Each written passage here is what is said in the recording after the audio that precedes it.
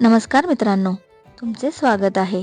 विधानसभा निवडणुकीसाठी 20 नोव्हेंबर 2024 रोजी मतदान होणार असून मतदान करण्यासाठी ज्या मतदारांचे मतदार यादीत नाव आहे अशा मतदारांकरिता निवडणूक आयोगाने मतदार छायाचित्र ओळखपत्राव्यतिरिक्त इतर 12 प्रकारचे ओळखपत्र पुरावे ग्राह्य धरले जाणार असल्याचे स्पष्ट केले आहे. या 12 प्रकारच्या ओळखपत्रांपैकी कोणताही एक पुरावा दाखविल्यानंतर मतदान करता येईल. त्यामुळे मतदारांजवळ मतदान ओळखपत्र नसेल तर चिंता करू नका, टेन्शन घेऊ नका. आधार कार्ड, लायसन्स, पासपोर्ट, निवृत्तीवेतन दस्तावेज आदी 12 ओळखपत्रांपैकी एक कुठलाही पुरावा सादर करा आणि मतदान करा. तर ती 12 ओळखपत्रे कोणती? सर्वात पहिलं आहे आधार कार्ड. नंतर बँक किंवा टपाल विभागाचे पासबुक, त्यावर तुमचे छायाचित्र असले पाहिजे.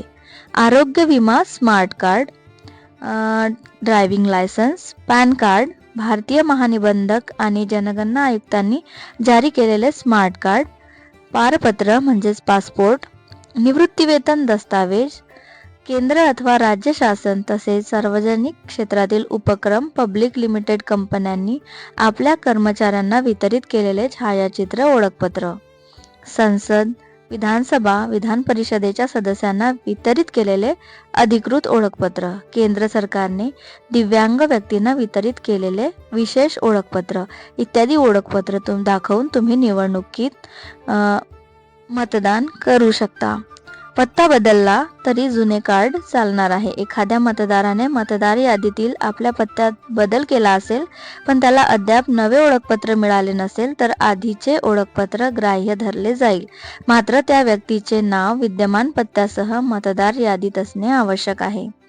मनरेगाचे जॉब कार्डही ओळखपत्र म्हणून चालणार आहे.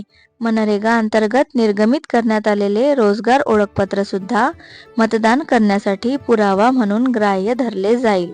तर या सगळ्या ओळखपत्रांसोबत तुम्ही मतदान करू शकता. तर मतदान ओळखपत्राव्यतिरिक्त इतर 12 पुरावे ग्राह्य धरले जाणार असल्याने मतदार आतापासून आधारसह विविध प्रकारच्या ओळखपत्रांची कलर झेरॉक्स लॅमिनेशन करून घेत आहेत आणि त्यामुळे कलर झेरॉक्स लॅमिनेशन या स्टोअर्सवर गर्दी वाढलेली आहे. बातमी शेवटपर्यंत बघितल्याबद्दल धन्यवाद. ही बातमी तुम्ही तुमच्या मित्रांसोबत शेअर करा ज्यांना याची गरज आहे. धन्यवाद.